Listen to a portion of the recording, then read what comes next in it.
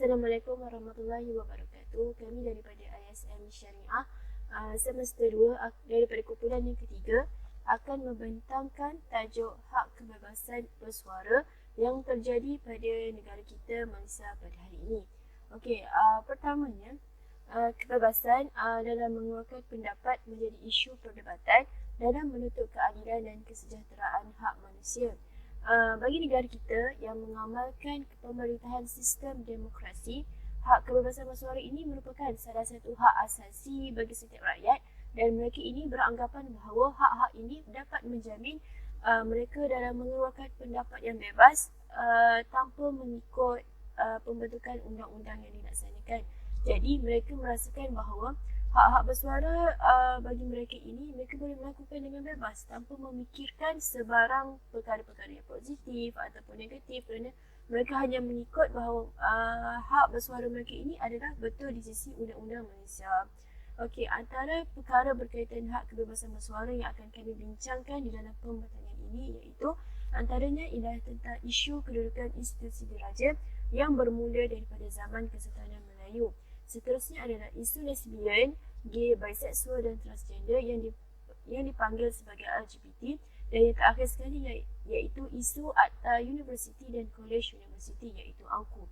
Justeru, masyarakat pada hari ini tidak boleh memandang remeh dan perlu difahami akan perkara yang sewajarnya dalam kebebasan untuk mengeluarkan pendapat. Mereka ini tidak boleh mengeluarkan pendapat dengan sambil lewat tanpa memikirkan kesan-kesan yang akan terjadi pada negara kita pada hari ini, kerana ianya boleh membawa kemudaratan pada diri dan masyarakat sekeliling. Pertama ini adalah kedudukan institusi Kesultanan Raja Melayu.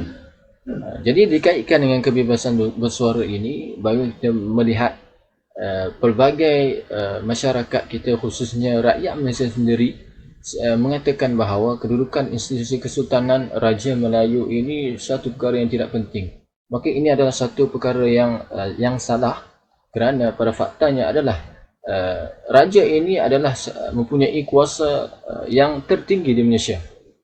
Dan seterusnya adanya bagi perlembagaan yang telah dimaktubkan dalam perlembagaan Malaysia bahawa raja itu adalah ketua negara yang paling utama, yang mana dia adalah untuk menjamin keselamatan negara Malaysia khususnya. Jadi apabila kita melihatnya kebebasan bersuara, kita lihat pada maka ini menjadi perbahasan yang sangat panas, sehingga kan setiap bahawa rakyat ini dia ada yang menyuarakan pendapat mereka, sehingga kan menggugatkan institusi raja ataupun sultan itu sendiri. Jadi kita melihat sejak kebelakangan ini, kita lihat adanya segelintir orang Melayu yang mula mempersoalkan tentang kedudukan raja-raja Melayu dan mengatakan bahawa raja ini tidak lagi relevan, kedudukan institusi raja ini tidak lagi relevan dan seakan tidak wujud. Maka ini adalah satu perkara yang salah. Perlu kita ketahui bahawa raja ini, kalau kita lihat Malaysia, adalah pada asalnya adalah mengamalkan sistem pemerintahan raja berperlembagaan dan demokrasi berparlimen yang terbukti mengizinkan pertukaran kerajaan mengikut lunas undang-undang. Jadi ini adalah satu perkara yang penting yang perlu kita tahu, bahawa raja ini dan Malaysia ini mengamalkan sistem raja berperlembagaan. Maka raja itu menjadi undang-undang yang paling atas yang perlu kita taati.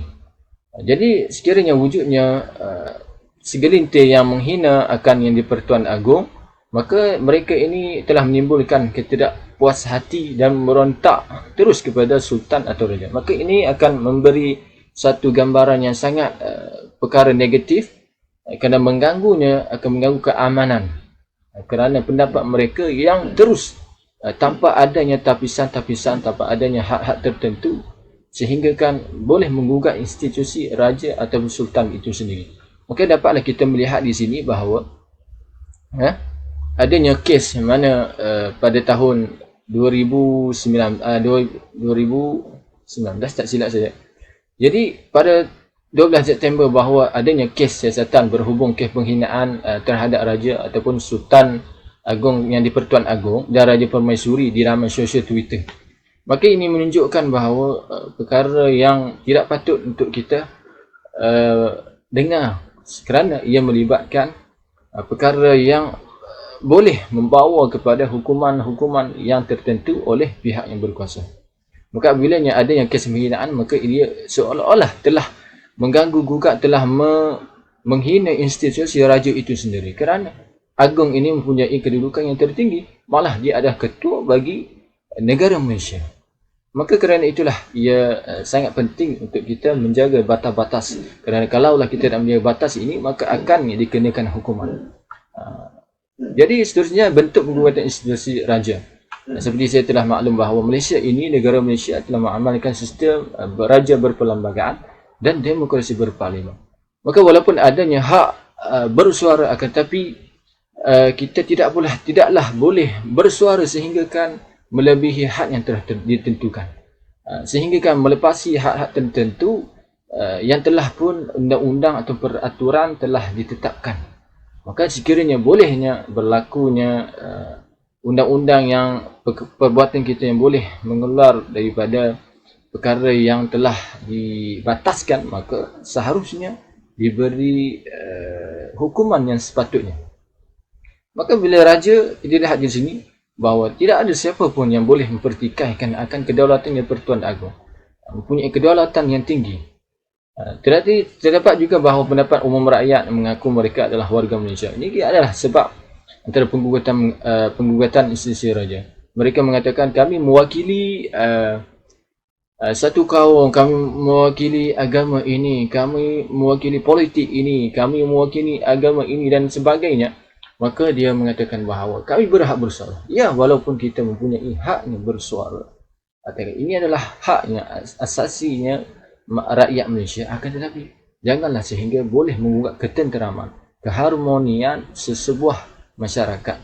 Sekiranya mereka menghina agama, menghina institusi raja atau sultan ini, maka akan menimbulkan ketidakharmonian. Sedangkan raja ataupun agung itu sendiri memayungi akan negara Malaysia dengan memastikan keselamatan, memastikan keamanan, keharmonian negara Malaysia yang tercipta. Saya akan menyambung pembentangan tersebut. Kesan tergugatnya institusi beraja mempunyai banyak sumber, namun penghayatan dan penerimaannya dikekang setiap dan pendirian bersangkutan pengetahuan itu sendiri. Fakta tersebut agak masyhur kerana istilah kerajaan itu sendiri bertunjangkan perkataan raja tanpa raja tiada negara. Orang dari luar sesebuah negeri pula dipanggil orang dagang, meskipun berbangsa Melayu semata-mata untuk membezakan status dalam kaitannya dengan kerajaan ketika itu. Ketika era penempatan negeri Selat, kebanyakan rakyat memilih untuk tidak menyertai persekutuan tanah Melayu kerana enggan menjadi rakyat sultan atau raja. Lantas, ketuanan Melayu diseranah sebagai punca segala masalah rakyat dan negara. Kebanyakan rakyat yang berada di dalam atau luar negara, tindakan menghina yang di-Pertuan Agong jelas satu fitnah dan bertujuan menghasut. Kesimpulan, institusi Raja-Raja Melayu ialah institusi tertua dan sedia wujud dalam sistem sosial di negeri Melayu. Sejak berabad, ia juga terbabit secara langsung dalam pemerintahan tanah Melayu dan Malaysia. Institusi raja wujud di negara ini dilindungi oleh perlembagaan melalui Perkara 38/4, iaitu tiada pindaan yang boleh dibuat terhadap peruntukan berhubung Majlis Raja-Raja, susunan keutamaan dan hak mereka untuk warisan sebagai raja negeri masing-masing tanpa persetujuan Majlis Raja-Raja. Okey, seterusnya isu yang kedua yang berkaitan dengan hak kebebasan bersuara ini adalah LGBT.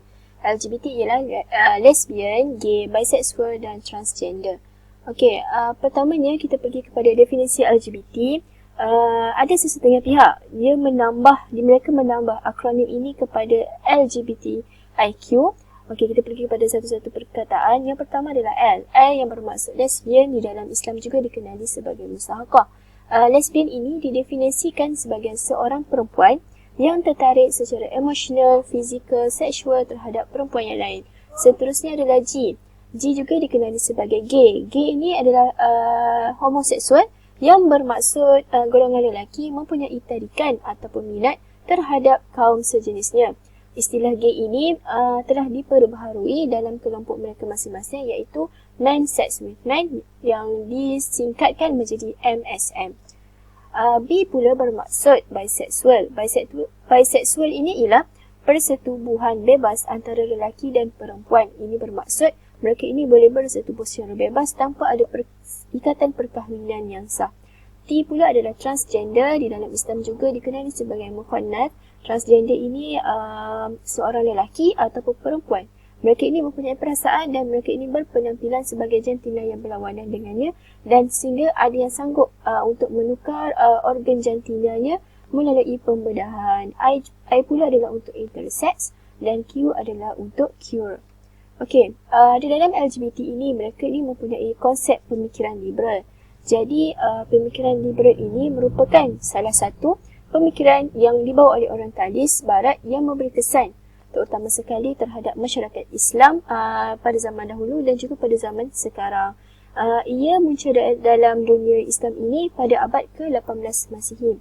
Gerakan ini dia diasaskan oleh tokoh-tokoh yang terkenal seperti John Locke, Adam Smith dan J.S. Mill. Mereka ini sangat memperjuangkan dan mempertahankan hak kebebasan individu sehinggalah mereka menidakkan nilai-nilai moral dan rohani. Mereka menidakkan nilai-nilai moral daripada aspek rohani dan jasmani. Juga ada pandangan mengatakan bahawa gerakan modernisasi Islam ini pada zaman dahulu ini menjadi kesinambungan terhadap gerakan LGBT ini yang telah dibawa oleh beberapa orang tokoh seperti mana Syekh Muhammad Abduh dan Jamaluddin Al-Afghani. Okey, seterusnya LGBT dia mempunyai terdapat beberapa perspektif. Antaranya yang pertama adalah Islam. Sebagaimana yang kita tahu bahawa Islam ini menolak sekeras-kerasnya LGBT ini adalah kerana ianya memang berlawanan daripada fitrah manusia. Fitrah manusia ini adalah dicipta berpasang-pasangan yang bermaksud bahawa wanita adalah untuk lelaki dan lelaki juga adalah untuk wanita. Jadi pada zaman Nabi Lut, pada zaman dahulu, Allah ini telah mengazab mereka kerana mereka telah melakukan maksiat seperti mana homoseksual dan sebagainya. Jadi di dalam surah Al-A'raf ayat 80 Allah telah berfirman mengatakan bahawa kaum Nabi Lut ini telah diazab kerana mereka melakukan perbuatan yang munkar. Okay, seterusnya kita akan bincangkan tentang LGBT menurut perspektif undang-undang antarabangsa. Seperti yang kita tahu, LGBT ini bukan dikenali ataupun hanya ada di Malaysia sahaja, tapi juga ada di antarabangsa, iaitu seluruh dunia. Perbincangan LGBT di peringkat antarabangsa sering dikaitkan dengan isu hak asasi manusia dan segala bentuk larangan dari segi undang-undang dari negara-negara yang berkenaan. Pertubuhan Bangsa-Bangsa Bersatu 1945 menggesa supaya hak asasi manusia dan kebebasan haruslah dihormati tanpa ada perbezaan antara satu sama lain. Okay, pertubuhan ini merupakan satu pertubuhan terbesar di dunia yang telah menerapkan prinsip menghormati dan mengangkat taraf hak asasi manusia itu sendiri. Okay, undang-undang ini juga secara keseluruhannya mengiktirafkan hak LGBT sebagai salah satu asasi manusia di dalam peruntukan Piagam Pertubuhan Bangsa-Bangsa Bersatu. Ini bermakna persatuan ini sangat menitik beratkan tentang isu-isu seperti LGBT dan sebagainya, kerana LGBT ini merupakan satu antara asasi manusia itu sendiri. Di luar negara, kalau di Malaysia, ia bukan sebagai satu asasi lah, kerana ia sangat-sangat bercanggah dengan agama Islam itu sendiri. Okey, yang seterusnya, LGBT menurut perspektif perundangan Malaysia serta salah laku LGBT tersebut. Okey, kalau LGBT menurut perspektif perundangan Malaysia, ia merujuk kepada perkara 121 1A dalam senarai 1 dan 2 jadual ke-9 Perlembagaan Persekutuan. Okey, Malaysia merupakan salah satu sebuah negara yang mengamalkan sistem dui perundangan, iaitu perundangan sivil dan perundangan syariah. Seperti yang kita tahu, di Malaysia kita ada dua mahkamah. Terdiri pada dua mahkamah, itu mahkamah sivil atau mahkamah biasa dan juga mahkamah syariah. Pada asasnya, gejala LGBT ini dikaitkan dengan pelbagai kesalahan dengan kategori yang tersendiri seperti kesalahan seksual bebas dan luar tabi'i, perwatakan dan memakai pakaian berlainan jantina, kesalahan menukar jantina serta anjuran program dan aktiviti berkaitan dengan yang bertujuan untuk mempromosikan LGBT itu sendiri. Okey, antara salah laku LGBT itu adalah seperti kesalahan seksual bebas dan luar tabi'i. Undang-Undang Jenayah Syariah juga menyediakan hukuman bagi kesalahan seks luar tabi'i iaitu Seksyen 25 dan Akta 26 dan Seksyen 25 dan 26 Akta Jenayah Syariah Wilayah Persekutuan 1997. Hukuman denda pada individu yang melakukan kesalahan ini iaitu tidak melebihi RM5,000, penjara selama tempoh tidak melebihi 3 tahun atau sebat tidak melebihi 6 sebatan atas sabitan bagi kesalahan liwat dan musahadah. Okey, sebagai contoh, kita bagi contoh bagi kesalahan seksual bebas dan luar tabi'i adalah pada tahun 2018, pada tarikh 12 Ogos, Mahkamah Tinggi Syariah Terengganu telah menjatuhkan hukuman denda RM3,300 dan 6 sebatan ke atas 2 orang wanita LGBT dalam kategori lesbian atas sabitan terhadap pertuduhan cuba melakukan hubungan sejenis ketika ditahan dalam sebuah kenderaan pada April yang lalu pada 2018. Ini bermaksud, pada contoh ini bermaksud bahawa di Terengganu sudah melakukan ataupun sudah melaksanakan undang-undang ini. Okey, untuk perbuatan salah laku yang seterusnya adalah perwatakan dan memakai pakaian berlainan jantina. Seperti jika perempuan memakai pakaian seperti lelaki dan lelaki memakai seperti perempuan. Okey. Ataupun istilah yang lebih mesra adalah seperti kalau perempuan memakai ataupun perwatakan seperti lelaki kita panggil tomboy. Dan kalau jika lelaki memakai ataupun perwatakan seperti perempuan kita panggil sebagai pondan dan sebagainya.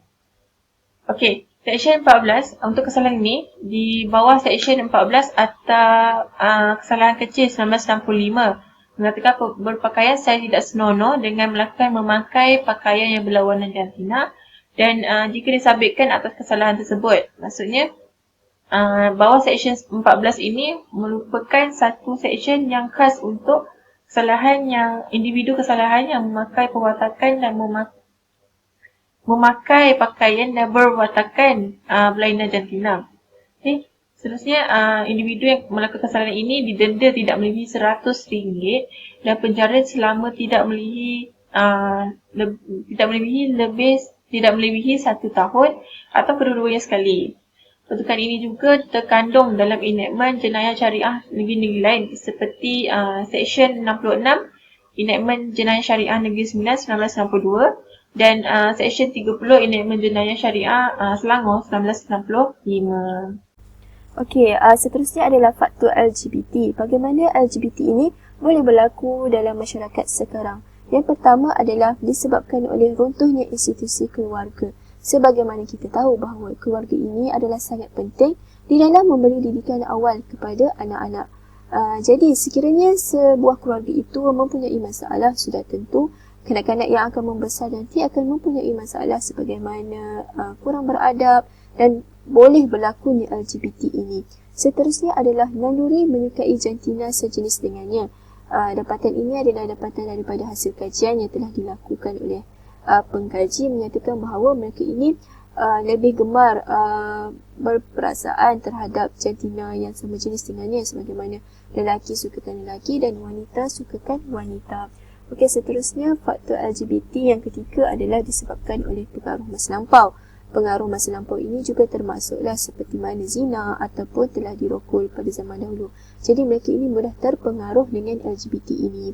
Dan yang terakhir sekali adalah mereka ini mempunyai fahaman dan pemikiran yang terbuka terhadap gay. Termasuklah juga terhadap lesbian, biseksual dan transgender. mereka merasakan bahawa perkara ini bukanlah bersalahan dengan fitrah, tetapi mereka merasakan bahawa hak kebebasan bersuara seperti inilah yang harus mereka sokong untuk mengikut nafsu mereka sahaja. Okey, seterusnya, jika ada faktor, mesti ada kesannya itu sendiri, iaitu kesan LGBT terbagi pada 3, iaitu kesan LGBT kepada individu, kesan LGBT kepada masyarakat dan kesan LGBT kepada agama. Okey, kalau kesan LGBT kepada individu adalah memberi kesan buruk kepada masa depan individu tersebut. Contohnya, jika individu itu masih belajar atau masih bekerja, jadi ia akan menjejaskan masa depan seperti menjejaskan potensi pada pekerjaan, menjejaskan potensi pada pembelajaran dan sebagainya. Selain itu juga, ia menjatuhkan maruah individu itu sendiri tanpa mereka sedar. Kerana apabila individu itu melakukan kesalahan LGBT itu, mereka tanpa sedar, mereka menjatuhkan maruah mereka sendiri, dan jika tidak, mereka perlu ada seorang atau seseorang individu untuk menegur mereka supaya berada di jalan yang benar. Okay. Terusnya, kesan LGBT kepada masyarakat. Masyarakat perlu menanggung malu kerana perbuatan keji tersebut. Jika dalam satu keluarga, dalam satu kampung, ada satu orang atau dua orang atau minoriti sahajanya LGBT yang melakukan LGBT itu sendiri, ini bermaksud maksud satu kampung itu dipandang hina ataupun dipandang buruk kepada kampung-kampung yang lain, kerana kampung itu tidak memberi nasihat dan sebagainya. Ia sangat-sangat kampung itu, masyarakat itu, penduduk itu menanggung malu dengan perbuatan individu itu sendiri. Okay, yang seterusnya, kesan LGBT kepada agama. Pada agama ini sangat-sangat sensitif kerana agama sekeras-kerasnya menolak perbuatan LGBT ini sendiri. So, perbuatan LGBT ini yang bercanggah dengan ajaran agama Islam. Memang sangat-sangat bercanggah kerana Allah telah menciptakan kita sebagai satu kabilah yang sangat sempurna. Jadi, jika Allah menciptakan kita sebagai seorang perempuan, kita akan jadi seorang perempuan yang sangat sempurna. Jika Allah menciptakan kita sebagai seorang lelaki, kita akan menjadi seorang lelaki yang sangat sempurna. Jadi, ia adalah satu kesalahan kita untuk kita menukar balik apa yang Allah ciptakan kepada kita dan kita menukar kepada fitrah yang lain. Okay? Seterusnya, LGBT ini juga terkesan terutama sekali kepada berkaitan dengan perkahwinan. Seperti kita tahu, setiap perkahwinan akan ada keinginan untuk mempunyai cahaya mata.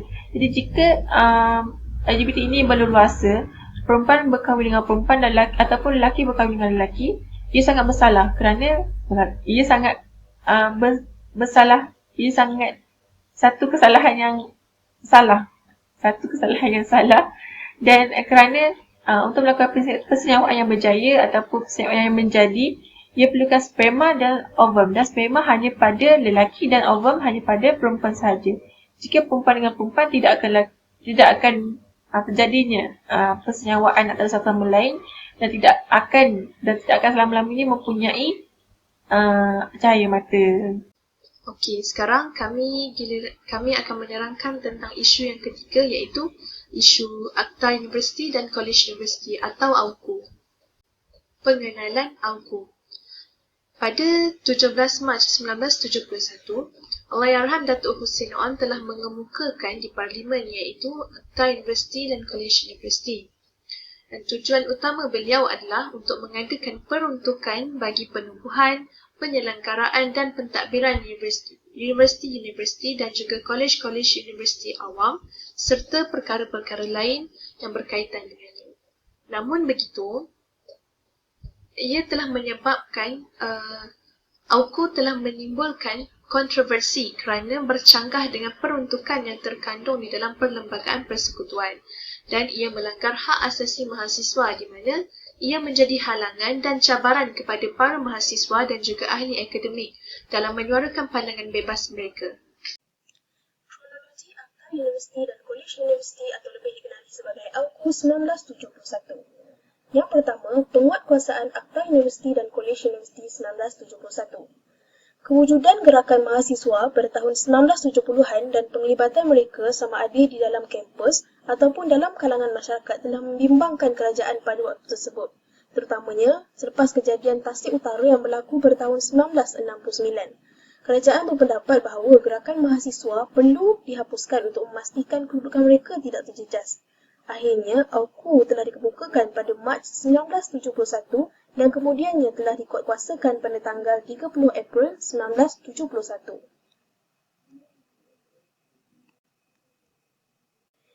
Yang kedua, pindaan Akta Universiti dan Kolej Universiti 1971.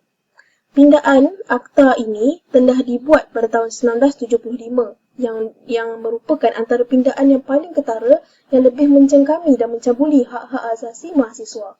Pindaan ini dibuat oleh Tun Mahathir yang merupakan Menteri Pendidikan pada ketika itu. Tujuan utama Tun Mahathir membuat pindaan ke atas AUKU 1971 ini ialah untuk menghapuskan suara mahasiswa yang pada ketika itu semakin berpengaruh. Isu-isu berkaitan penubuhan AUKU. Pada tahun 2019, terdapat satu isu yang boleh kita kaitkan dengan penubuhan AUKU, di mana seorang pelajar dikatakan telah mencetus kontroversi apabila pelajar tersebut menyatakan pendapatnya kepada Naib Chancellor universiti tersebut agar meletakkan jabatan, dan kejadian itu berlaku ketika Majlis Convocation Universiti tersebut sedang berlangsung. Justru itu, isu ini amat hangat dibincang dan diperkatakan kerana ia melibatkan maruah para mahasiswa, universiti dan negara kita sendiri. Oleh itu, para mahasiswa perlu mengambil berat dan berhati-hati dalam melibatkan diri dalam persatuan atau seumpamanya. Isu kedua yang boleh dikaitkan dengan isu AUKU ini ialah berkaitan tentang 3 pelajar universiti awam yang pernah berlaku beberapa tahun lalu, di mana mereka merayu supaya kes mereka digugurkan yang didakwa di bawah Akta Universiti dan Kolej Universiti atau AUKU, selepas mereka cuba membantah dan cuba bersuara tentang kenaikan tambang bas kampus. Oleh itu, secara umum, Akta Universiti dan Kolej Universiti ini telah banyak mempengaruhi penglibatan para mahasiswa dalam menyuarakan pendapat ataupun suara mereka dari pelbagai aspek. Akta Universiti dan Kolej Universiti dari perspektif undang-undang. Antara beberapa peruntukan dalam buku dan juga kaedah-kaedah tata tertib pelajar, di mana kaedah ini telah digugat oleh lembaga pengarah universiti dari perwakilan kuasa yang diberikan oleh Seksyen 16C-2/1 AUKU 1971 yang berlawanan dengan hak asasi manusia serta bersifat menindas dan perlu ditindak atau dimasukkan dengan segera ialah: yang pertama, di dalam kaedah-kaedah tata tertib pelajar yang diguna pakai di semua IPTA di negara ini, bidang kuasa berkenaan dengan hal ehwal tata tertib pelajar adalah diwakilkan oleh Naib Chancellor sebuah universiti kepada Timbalan Naib Chancellor Hal Ehwal Pelajar yang kemudiannya akan membentuk jawatan kuasa tata tertib universiti. Kuasa jawatan kuasa tata tertib ini adalah amat luas dengan meliputi kuasa untuk menyiasat, kuasa menjalankan pendakwaan, mendengar kes tata tertib dan menghakimi kes tersebut dan membuat keputusan serta menjatuhkan hukuman sekiranya pelajar yang dipertuduh itu didapati bersalah. Peruntukan ini bertentangan dengan perkara 8/1 Perlembagaan Persekutuan yang menjamin hak sama rata di sisi undang-undang dan hak sama rata untuk mendapat perlindungan undang-undang. Yang kedua, Seksyen 15B pula menjadi ancaman utama pelajar, terutamanya kepada pelajar yang sedang dipertuduh di bawah sebarang kesalahan jenayah luar, di mana pelajar terbabit hendaklah digantung pengajian sehinggalah kesnya selesai. Peruntukan ini jelas berlawanan dengan prinsip a man is innocent until proven guilty, kerana pelajar terbabit telah pun dihukum sedangkan kesalahannya belum dibuktikan lagi. Berdasarkan pada kaedah tata tertib pelajar-pelajar, di mana pelajar yang didapati bersalah atas suatu kesalahan boleh dikenakan mana-mana satu gabungan 2 atau lebih hukuman yang sesuai. Antaranya ialah diberi anmaran, dikenakan denda, dilarang menyertai mana-mana bahagian atau bahagian-bahagian tertentu universiti bagi tempoh yang ditetapkan, atau digantung daripada menjadi seorang pelajar universiti bagi tempoh yang ditetapkan atau dipecat terus dari universiti. Seterusnya, impak penubuhan AUKU kepada mahasiswa. Yang pertama, pelajar mula hilang minat untuk menghayati dan menganalisa keadaan politik tempatan maupun antarabangsa, jauh sekali untuk melibatkan diri secara aktif. Yang kedua, mahasiswa akan merasa takut dan segan untuk mencuba, menyoal, mengkritik dan mengemukakan idea serta gagasan baru ke dalam masyarakat. Ini kerana budaya takut atau culture of fear mula menembal dalam diri mahasiswa. Yang ketiga, mahasiswa menjadi lebih pentingkan diri dan materialistik. Kebanyakan antara mereka menganggap universiti tidak lebih daripada menara gading semata-mata untuk mendapatkan segulung ijazah dan pekerjaan yang baik. Seterusnya, impak penubuhan auku kepada masyarakat, iaitu slogan mahasiswa jurubicara masyarakat sudah tiada lagi pada masa kini kerana mereka sudah tidak peduli apa yang berlaku di sekeliling mereka atau hilang upaya untuk melakukan sesuatu. Yang kedua, masyarakat juga lebih yakin kepada parti politik untuk menyelesaikan masalah mereka dan mereka juga akan terjebak dengan semangat kepuakan yang masing-masing cuba mengangkat darjat puak mereka pada masa yang sama memperlekehkan para mahasiswa. Jadi kesimpulannya di sini adalah kita melihat bahawa perkara aspek yang paling pentingnya dalam kita perbincangannya subjek ini adalah etika dan peradaban. Maka etika dan peradaban ini dia termasuk dalam perkara yang berkaitan dengan adab, berkaitan dengan tata tusila, berkaitan dengan kelakuan, berkaitan dengan fitrah akan perkara yang baik. Maka dapat membezakan perkara yang buruk dan perkara yang tidak baik, perkara yang jahat. Apabila kita mengamalkan nilai-nilai murni yang terpuji, nilai-nilai murni yang seperti bersifat kepatuhan kepada undang-undang, kepatuhan kepada pemimpin, kepatuhan kepada peraturan yang telah ditetapkan, maka akan melahirkan individu yang penuh dengan keamanan, dan melahirkan masyarakat majmuk yang mementingkan hubungan antara satu sama lain tanpa dibatasi dengan perkara-perkara yang boleh mencetuskan kemarahan, yang boleh mencetuskan kontroversi terhadap sesuatu perkara. Maka selain itu akan membina masyarakat yang bertamadun kerana adanya sifat taat kepada pemimpin, kerana adanya sifat mematuhi akan peraturan atau undang-undang. Maka kita kaitkan dengan kebebasan bersuara ini. Kebebasan bukanlah perkara yang mutlak, tetapi ia adanya hak-hak dan sepadan yang telah ditetapkan. Apabila ia melebihi akan hak-hak yang tertentu, maka sepatutnya dan selayaknya ia dihukum. Seperti kita tahu, telah pun dibahaskan bahawa institusi raja itu adalah satu institusi yang mempunyai kuasa yang tertinggi di negara Malaysia. Maka kita perlu menjaga keharmonian itu kerana ini menjadi asas yang utama dalam membina keharmonian negara khususnya di Malaysia ini. Kemudian tentang berkaitan dengan LGBT, maka itu telah melanggar akan perkara yang fitrah, dan pada agamanya, pada agama contoh agama Islam, ia telah menjadi suatu perkara yang luar daripada fitrah. Mereka yang memperjuangkan hak-hak LGBT ini bertentangan dengan fitrah kemurniannya akan seseorang itu.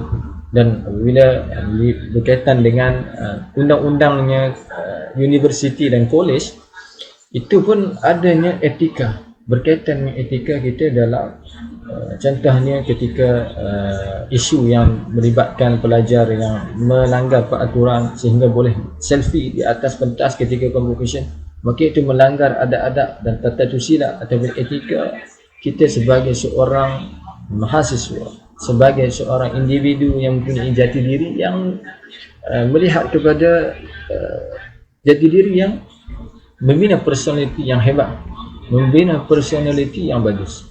Maka dapatlah kita simpulkan bahawa perkara yang penting dalam etika dan peradaban ini kita kaitkan tentang dengan peraturan, undang-undang dan segala perkara yang telah ditetapkan oleh sesuatu individu yang berautoriti. Okey, itu sahaja daripada kami. Sekian, wabillahi taufiq wal hidayah. Assalamualaikum warahmatullahi wabarakatuh.